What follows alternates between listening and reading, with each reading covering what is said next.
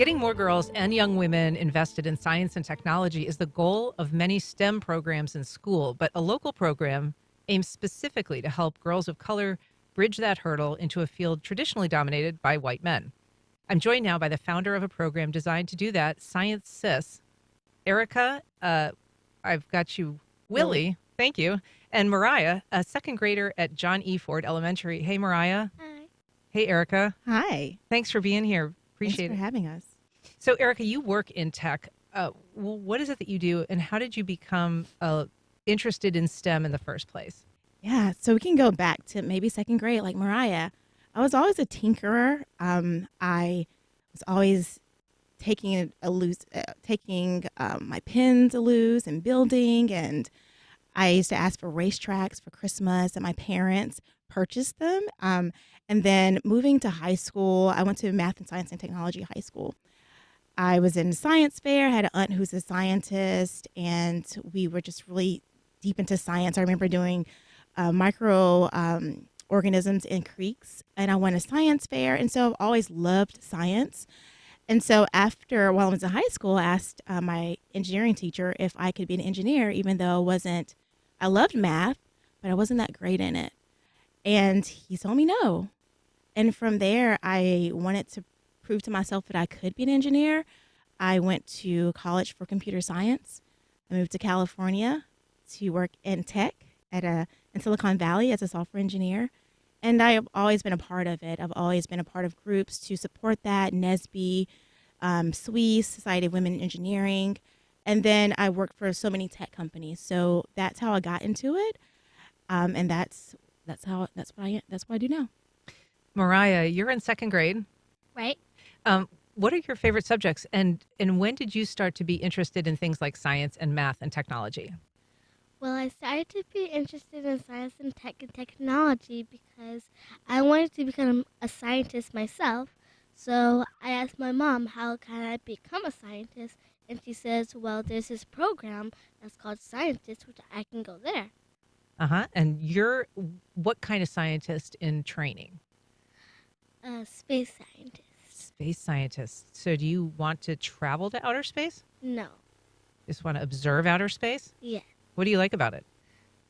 I like that there's so many stuff that hasn't been discovered yet. And I wanted to discover that stuff for black girls too. Fantastic. And Erica, so you've created ScienceSis. What is the program and what is it designed to do? ScienceSis is designed to empower girls of color, K through 6, in the STEM field. And so we meet the girls where they are. We like to say we're culture and science ignite. And so ScienceSis, we have 3 of our priorities. So we do monthly meetups that Mariah comes to, where we find local businesses and we find science that's relevant to that business. And we tie that activity to Florida standards, and girls come and they do the science experiment. Parents come and they explore new businesses, and we dance, and we just have really a fun time. The second thing that we do with this under the ScienceSis is our Galaxy Fest. And the Galaxy Fest is the biggest outdoor science and music fest for girls of color. And it started right here in Jacksonville. Super fun. Super fun. So you've been to it before. Yes. All right. And the third thing is our Women in STEM. So we're having an event. The Mosh is one of the examples of that program. We like to showcase and spotlight local women who are working in the STEM field, and we want to connect those women with girls who aspire to be women in STEM. And so, Mariah, you attend these monthly programs. Tell us a little bit about what you enjoy about going. Well, I enjoy that we're doing new discoveries every time I come there, and I'm always in for something new. I gotcha. And this is there's a program coming up at Mosh this coming weekend? Next Tuesday. Next Tuesday, February the 27th, we're going to have a Women in STEM event at the Museum of Science and History. And it's from 5 to 8. You can find information on the Mosh's website. There's tickets there. But we are showcasing and spotlighting 8 trailblazers, local trailblazers from the Jacksonville area. And we're celebrating them. We're spotlighting them. and we're networking with other women. So part of that exhibit, we're going to spotlight the women of STEM. We're going to talk about plans for the interactive piece of the exhibit that will be opening as well. And the third part of that is the collaboration, the community collaboration. So we're asking women, if you're not one of the 8 women, women across the Jacksonville area have been submitting their pictures. Girls who aspire to be women in STEM have been submitting their pictures, and we're going to have a huge collaboration piece that will be up in the Mosh. So you get to see the future and the present, which is a powerful opportunity to see. How important is it to inspire and to show examples of success when you're talking to young girls like Mariah? Yeah, there's so much research. I mean, I guess the simplest way to say it is if you can't see it, you can't be it. And we like to kind of expound on that a little bit to say sometimes we are the first. So if you can see it, then you can be it. If you can dream it, then you can be it. But showcasing women in STEM and having role models to see that look like you plays a significant part of girls having the confidence to pursue those fields. And how does it feel when you see a young girl like Mariah with such great ambitions and clarity of purpose? I mean, it just makes everything so relevant. Mariah, and I also have 3 daughters. So not only did I work in the tech space, and I could see, the common denominator was me being one of the only girls who look like me or people who look like me, but also having 3 daughters and seeing girls like Mariah makes it very real and relevant right now. Mariah, do you think that you too will be inspiring young girls and older people about the work that you're going to be doing and the ability of young girls to be scientists and leaders in technology? Yes. Yeah? Yeah, because I don't want only men to be in science and technology and space. And is it important to you to see examples of people like Erica who can, lead the way on this and show you an example of somebody who's doing it successfully? Yeah, so she can teach me so I can learn from her to teach other girls. Mm-hmm. And Erica, this initiative, you said it kind of started around your kitchen table. It did. So it started probably when I was in 2nd grade, but the actual ScienceSis, I started by doing science experiments with my daughters. So when they were younger, looking for toys, a lot of toys were I guess branded to teach homemaking skills, and which is fine. But I thought they were missing the critical thinking, the building, all those toys.